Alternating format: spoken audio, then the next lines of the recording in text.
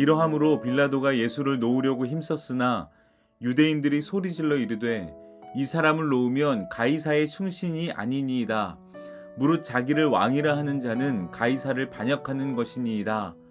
빌라도가 이 말을 듣고 예수를 끌고 나가서 돌을 깐 뜰 히브리 말로 가바다에 있는 재판석에 앉아 있더라. 이에 예수를 십자가에 못 박도록 그들에게 넘겨주니라. 아멘. 샬롬. 사랑하는 성도 여러분, 오늘도 주님 안에서 행복한 하루 보내시기를 바랍니다.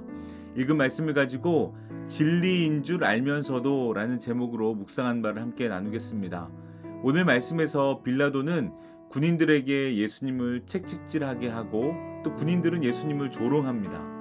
또 빌라도는 예수님을 철저하게 신문하죠. 어제도 그랬고 오늘도 그렇습니다. 그러나 아무리 예수님을 신문하고 예수님에 대한 정보를 들어봐도 빌라도는 예수님 안에서 죄를 찾을 수 없었습니다. 그래서 빌라도는 회중들 앞에 예수님을 데리고 나가서 4절에 내가 그에게서 아무 죄도 찾지 못한 것을 너희로 알게 하려 함이로라 라고 이렇게 선포합니다. 정말 그랬습니다. 빌라도는 예수님을 직접 신문하면서 어떠한 죄도 발견하지 못했습니다.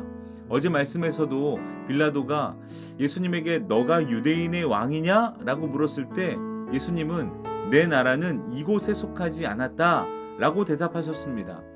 이 대답은 로마법으로 보면 아무런 죄가 되지 않았기 때문에 빌라도는 죄가 없다고 생각했습니다. 또 마태복음은요, 유대 지도자들이 예수님을 시기해서 빌라도에게 넘겨주었다는 것을 빌라도가 이미 알고 있었다고도 이야기합니다. 그러니까 죄가 있어서 고발한 게 아니라 시기와 질투해서 빌라도에게 넘겼다는 거죠.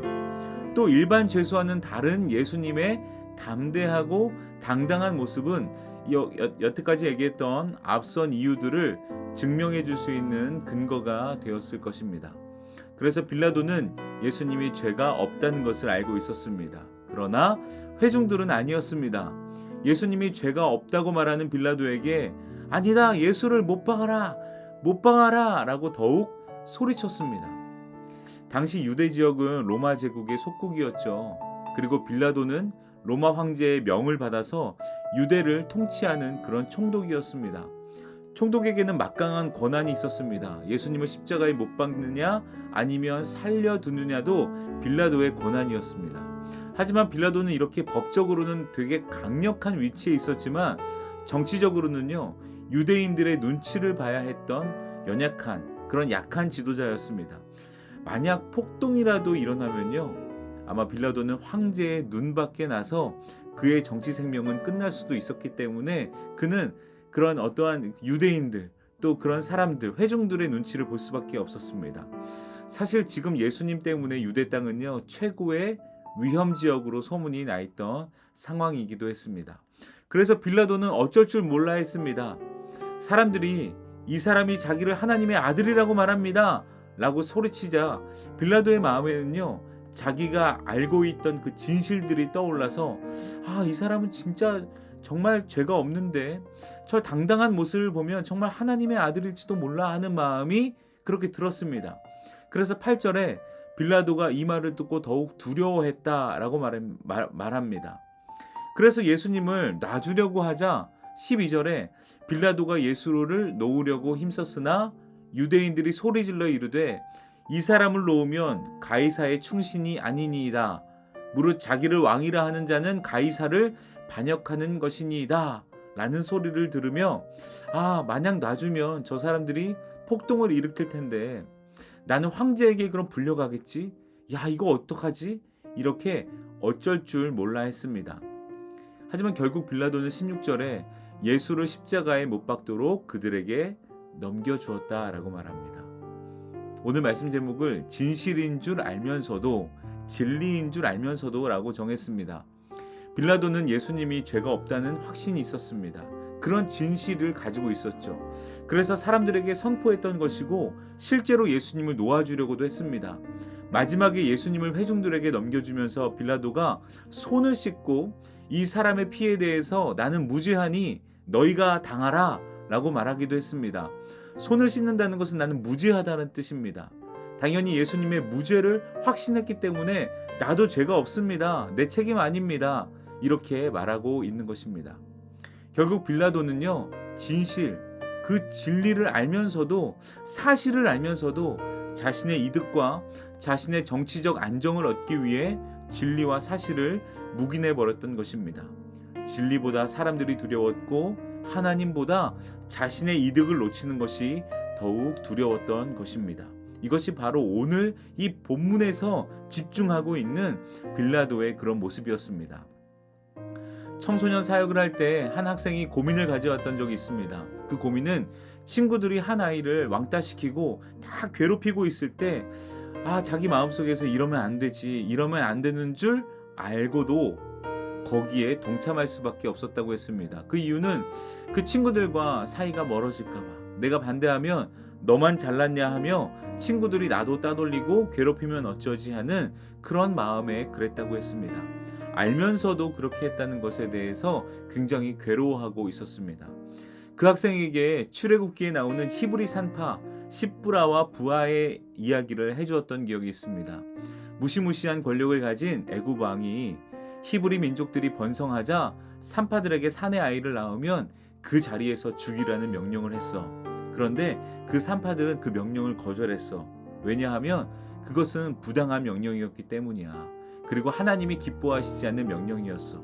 두 사람은 이러면 안 되는 줄 알았기 때문에 그렇게 하지 않았어. 결국 하나님은 이 두 산파의 이름을 성경에 기록하게 하시고 이들은 나를 경외했기 때문에 그 집안에 내가 복을 주리라 라고 이렇게 말씀하셨어.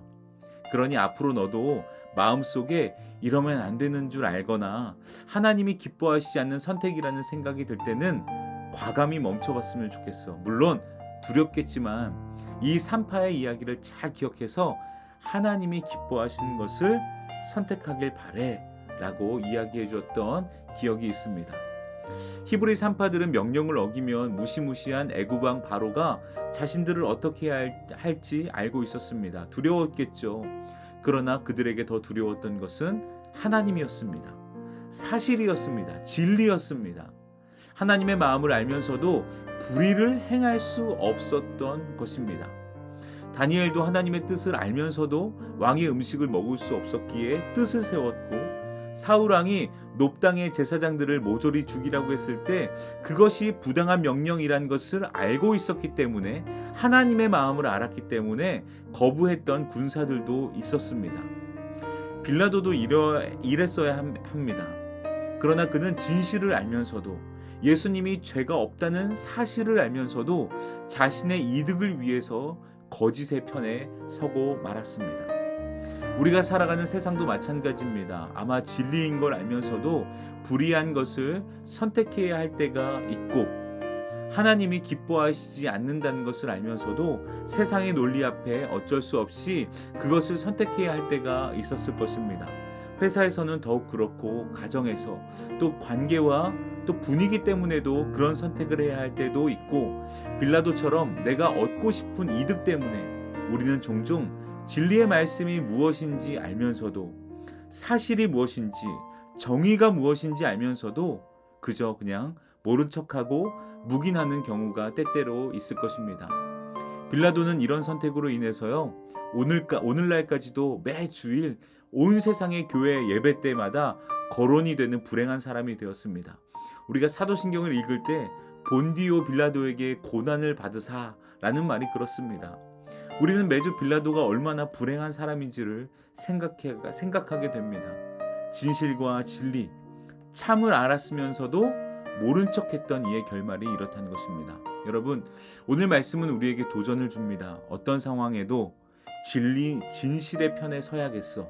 내가 원하는 것을 얻을 때도, 때로는 잃을 때도 있지만 상관없이 진리를 무시하지 않을 거야. 사람보다 하나님을 두려워해야지.